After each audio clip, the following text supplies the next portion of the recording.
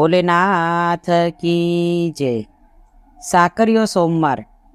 સાકરિયો સોમવાર શ્રાવણ માસના પહેલા સોમવારથી વ્રત થાય છે. વ્રત કરનારી ઉઠીને નાહીને ઘરમાં મહાદેવજીના નામનો દીવો કરી એક મુઠ્ઠી સાકર લઈ મહાદેવજીના મંદિરે જવું અને એના 4 સરખા ભાગ કરી મહાદેવજીની કથા સાંભળવી, આખો દિવસ ભૂખ્યા રહી ઉપવાસ કરવો. વ્રત કરનાર ઉપર મહાદેવજી પ્રસન્ન થાય છે. એક ગામમાં એક કોઢિયો બ્રાહ્મણ રહે.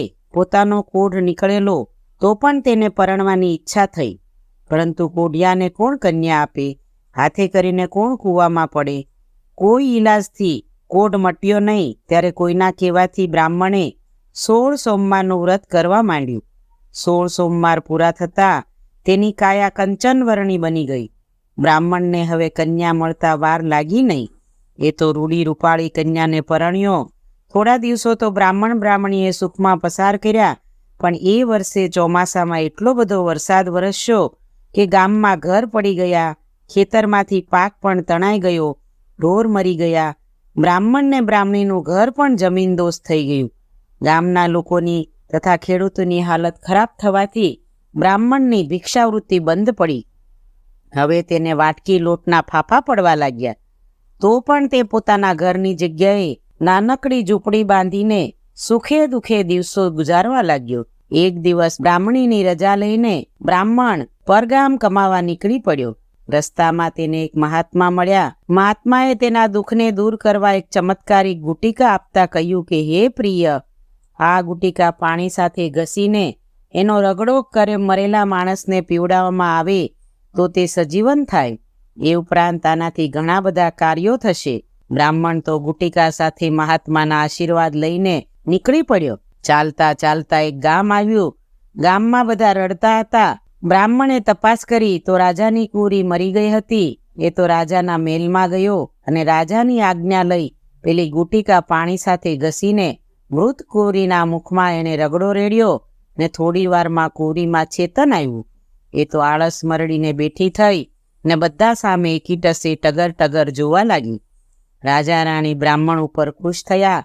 એમણે બ્રાહ્મણને મહેલમાં મહેમાન તરીકે રાખ્યા. બીજી બાજુ બ્રાહ્મણની પત્ની દુઃખમાં દિવસો ગુજારતી હતી. એવામાં શ્રાવણ માસ આવ્યો.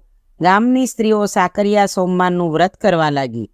બ્રાહ્મણીએ ભક્તિમાં ગાળ્યો, પણ ઘરમાં અન્નનો દાણો ન હતો એટલે એકટાણું ક્યાંથી કરે?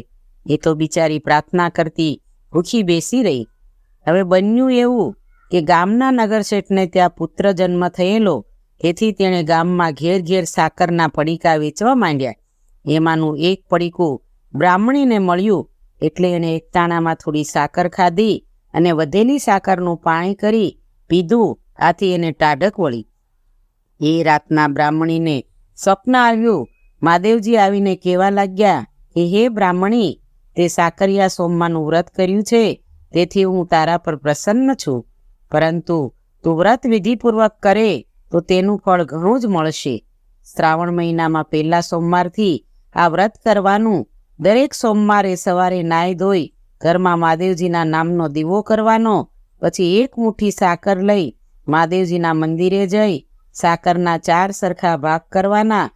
તેમાંથી એક ભાગ મહાદેવજીને ચડાવવાનો, બીજો ભાગ રમતો જાય ને ખાતો જાય એવા બાળકને આપવાનો, ત્રીજો ભાગ પ્રસાદી તરીકે પોતે લેવાનો અને ચોથો ભાગ નદી તળાવમાં પધરાવી દેવાનો. એ દિવસે નકોડો ઉપવાસ કરવાનો. તરસ લાગે ત્યારે સાકરનું પાણી પીવાનું.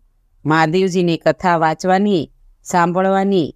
સાંભળતી વખતે જય મહાદેવ કહી હોકારો ભણતા રહેવું. સંધ્યાકાળે મહાદેવજીનું પૂજન આરતી કરવાના ને રાતના જમીન ઉપર પથારી કરીને સૂઈ જવાનું. આ પ્રમાણે 16 સોમવારનું વ્રત કરવાનું. 16મા સોમવારે વ્રત પૂરું થાય એટલે ઉજવણીમાં 1.25 શેર ઘઉંના લોટમાં 1.25 શેર ઘી અને 1.25 શેર ગોળ નાખી 4 લાડુ બનાવવાના. એમાંથી એક લાડુ મહાદેવજીને ધરવાનો, બીજો બાળકને આપવો અને ત્રીજો પ્રસાદ તરીકે વેચી દેવાનો. ખાસ ધ્યાનમાં એ રાખવાનું કે રાત પડતા પહેલાં આ બધું પતાવી દેવાનું. સ્વપ્નની વાત બ્રાહ્મણીને યાદ રહી ગઈ. બીજા સોમવારે તેણે વિધિપૂર્વક વ્રત કર્યું અને એવી રીતે 16 સોમવાર પૂરા કરી વ્રતનું ઉજવણું પણ કર્યું બીજા જ દિવસે તેનો પતિ પેલા રાજાને ત્યાંથી ભેટમાં મળેલા જરઝવેરાત લઈ ઘેર આવી પહોંચ્યો. આથી બ્રાહ્મણીને બહુ આનંદ થયો. બ્રાહ્મણીએ પતિને સાકરિયા સોમવારના વ્રતની વાત કરી, તેથી બ્રાહ્મણ પણ મહાદેવજીની ભક્તિ કરવા લાગ્યો. બંનેને હવે કાંઈ દુઃખ ન હતું. તેઓના ઉપર મહાદેવજીની કૃપા હતી. તેથી 1 વર્ષ બાદ ઘરમાં પારણું ઝૂલતું થયું અને બ્રાહ્મણીના જીવનમાં ઉલ્લાસ વ્યાપી ગયો. એ મહાદેવ! બ્રાહ્મણને સાકરિયા સોમવારનું વ્રત જેવું ફળ્યું તેવું આ વ્રત કરનારને, કથા સાંભળનારને અને વાંચનારને ફળજો. બોલો ભોલેનાથ કી જય.